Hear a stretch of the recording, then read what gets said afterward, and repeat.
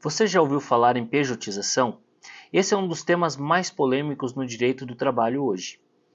O STF suspendeu todos os processos que tratam sobre o assunto, e a decisão pode mudar completamente a forma com que empresas e trabalhadores se relacionam. Eu me chamo Fernando de Menezes, sou advogado, e nesse vídeo vou explicar de forma objetiva o que é a pejotização, aspectos jurídicos que envolvem esse tema e o que podemos esperar aí, um panorama sobre a decisão do STF a respeito do tema. Se você se interessa pelo assunto, já deixa o seu like e se inscreve no canal, porque sempre vou trazer aqui conteúdos e atualizações sobre temas relevantes do mundo jurídico. Bom, a pejotização surgiu nas últimas décadas inicialmente como uma ferramenta para mascarar o vínculo de emprego e fugir de todo o arcabouço de direitos provenientes da Constituição Federal e da CLT. O nome pejotização vem de PJ, que significa pessoa jurídica, uma vez que os trabalhadores, ao invés de ter ali a sua carteira assinada, enfim, o reconhecimento formal do vínculo de emprego, passaram a ser pessoas jurídicas, constituíram empresas, inclusive após o advento da MEI, né, o microempreendedor individual, com mais força ainda, né, pela facilidade da constituição dessa modalidade de empresa, e passaram a firmar então contratos com os seus empregadores de prestação de serviços no caso entre duas pessoas jurídicas, né? Antes disso, antes da pejotização, já havia, né, a discussão a respeito de modalidades autônomas de prestação de serviço. Porém, o que se discute aqui no presente caso, né, e dentro da pejotização, é a inexistência desta autonomia na prestação de serviço e sim a presença dos requisitos que configuram o vínculo de emprego, que, segundo a CLT, são basicamente a pessoalidade, onerosidade, não eventualidade e subordinação. Subordinação é o principal elemento que constitui um contrato de emprego, porque subordinação seria aí, para você entender, o oposto à autonomia, justamente, né? Então, ele se contrapõe à prestação de serviço autônomo. Ele passa a ser, então, o que a gente chama de um serviço subordinado. A nossa legislação, ela não prevê nenhuma espécie de contrato civil com a presença da subordinação. Todos os contratos de natureza civil, eles têm, por sua própria natureza, a questão da autonomia das partes para o cumprimento do objeto do contrato. Então, ao longo dos anos, a Justiça do Trabalho veio construindo jurisprudência, a doutrina também veio construindo muito conteúdo nesse sentido, para considerar fraudulento todo o contrato firmado entre duas pessoas jurídicas ou entre pessoa física e pessoa jurídica de cunho supostamente autônomo, mas em que se verificavam presentes, na verdade, todos os requisitos do vínculo de emprego. Ocorre que nesses últimos anos foram mudando muito as formas, né, de prestação de serviços, de prestação de trabalho, né, e até mesmo a modernização das ferramentas tecnológicas, né, que passaram a fazer parte do dia a dia dessas relações, acabaram modificando e trazendo até mesmo nesse processo de pejotização muitas pessoas interessadas em formalizar esse tipo de contrato, não apenas os empregadores, mas também os trabalhadores passaram a ver vantagens nesse tipo de modalidade. Diante desse cenário, muitas decisões do STF vieram ao encontro dessa ideia no sentido de validar outras formas de prestação de trabalho que não apenas essa da CLT, essa do vínculo de emprego. Então, nos últimos anos, o STF veio adotando entendimentos mais flexíveis quanto a esse tipo de contratação, entendendo, em muitos casos, pela validade dos contratos de natureza autônoma, entre PJs ou contratos de pejotização. Também a questão da uberização foi tema de decisão do STF, né, que são os motoristas por aplicativo. Já tratou também de temas ali sobre a terceirização, licitude de terceirização. Mas essa questão da pejotização sempre trouxe ali ao Supremo Tribunal Federal muitas reclamações, muitos recursos, né? E por isso o ministro Gilmar Mendes, que é o relator desse caso, entendeu que se deveria reconhecer a repercussão geral. Foi aprovado em plenário a questão da repercussão geral e se tornou aí o tema 1389, que vai ser decidido nos próximos meses ou próximo ano, né? Provavelmente. Bom, nesta decisão, o ministro Gilmar Mendes fez algumas críticas à Justiça do Trabalho, que eu até considero, e nós vamos ver a seguir, falar a seguir, que de certa forma são um pouco injustas. Por quê? Porque a Justiça do Trabalho ela tem definido, dentro da sua competência, a questão de quando há configuração de fraude ou não nessa espécie de contratos. Exatamente como as decisões do STF vinham ordenando. Então, o próprio STF dizia que são válidas outras formas de contratação, exceto nos casos em que é configurada fraude. Então, me parece que dentro dessa autonomia da Justiça do Trabalho, de reconhecer ou não, em alguns casos reconhecia a validade, em outros reconhecia a nulidade e reconhecia o vínculo empregatício.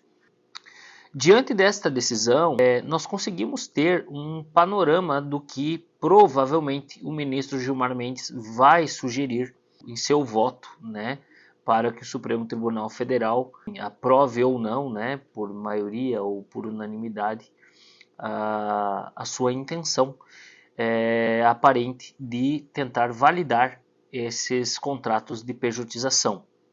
Essa é uma tendência que se expõe.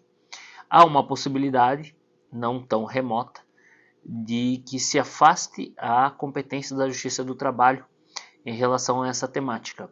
Faria com que os processos em que se discute a matéria fossem remetidos à Justiça Comum, para que lá na Justiça Comum fossem analisados os requisitos contratuais que pudessem anular esse contrato, para só então, após anulado o contrato, poder voltar para a esfera trabalhista e discutir o reconhecimento do vínculo de emprego.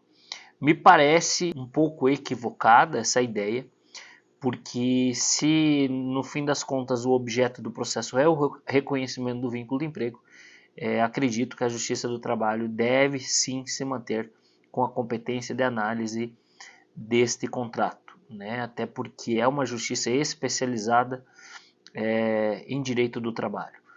Na Justiça Comum, para se ter uma ideia, né, o Código Civil, ele vai tratar de possibilidades de anulação de contratos, porém lá dentro da questão dos vícios de consentimento, né, enquanto que na Justiça do Trabalho, no direito do trabalho, as normas trabalhistas elas se impõem, elas não dependem da vontade das partes. Então, ainda que não haja vício de consentimento, no direito do trabalho se entende que as normas trabalhistas são imperativas, né, e que elas sobrepõem, inclusive, a eventuais renúncias tácitas ali, né, do contratado, do empregado. E por isso, então, eu entendo que a Justiça do Trabalho teria melhores condições de analisar essa matéria. Sobre a questão do ônus da prova, me parece quase que certo, porque isso também não há nem discussão hoje na Justiça do Trabalho. Até fiquei surpreso por ele trazer essa temática, que é a questão do ônus da prova, porque nesse caso em que é alegada a pejotização, a fraude, obviamente que é o autor da demanda, que é o reclamante, o empregado, quem deve comprovar essa fraude e a existência dos requisitos do vínculo de emprego. Na prática, eu tenho um receio de que o STF não consiga, em sua decisão, cobrir todas as nuances que envolvem esse tipo de contratação, porque o próprio STF já admitiu, né, que a possibilidade de anulação dos contratos de pejotização quando comprovada fraude. Então, se manter esta brecha, digamos assim, obviamente que o Poder Judiciário, né, seja trabalhista, seja no âmbito civil, né, na Justiça Comum, vai ter que tomar uma decisão se naquele caso há fraude ou não. né? Então, eu acredito que uma decisão que não seja bem costurada e bem fechada do ponto de vista jurídico, ela vai gerar uma brecha para que tudo volte a estaca zero.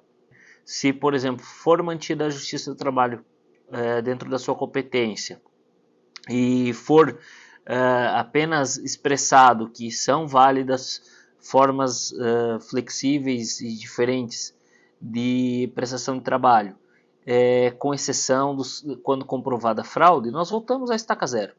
Porque a Justiça do Trabalho já faz essa análise. A Justiça do Trabalho já valida contratos quando ela entende que não estão presentes os requisitos do vínculo de emprego. Quando a Justiça do Trabalho entende que não foi comprovada, por exemplo, a subordinação, ela valida o contrato de pejotização e ela afasta o vínculo de emprego. Então a fraude também, de certa forma, mesmo na Justiça do Trabalho, já é uma exceção.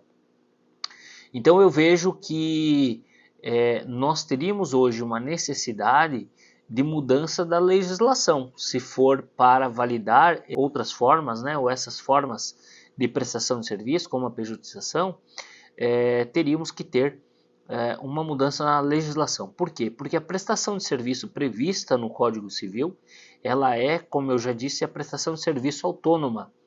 E se não quisermos que seja reconhecido vínculo empregatício nesse tipo de relação, então na prática, no contrato realidade, não pode haver subordinação, tem que haver autonomia. Se for para se reconhecer um contrato de natureza civil que prescreva a subordinação como um de seus elementos, então isso precisa ser inserido na legislação. E não é este o papel do Supremo Tribunal Federal. O Supremo Tribunal Federal não pode assumir o papel de legislador. Então nós estamos aí diante de uma expectativa muito grande, né, do que está por vir. Está marcado para o mês de outubro já uma audiência onde haverá sustentações, né, de autoridades, partes interessadas, e acredito que poderá sim nesse ambiente ser construída uma solução um pouco mais aprofundada e mais sólida para que no futuro possamos ter mais segurança jurídica sobre a matéria. E você, o que acha sobre a pejotização? Deixe aqui nos comentários e não esquece, curte, compartilha e se inscreve no canal para sempre receber novos vídeos como esse.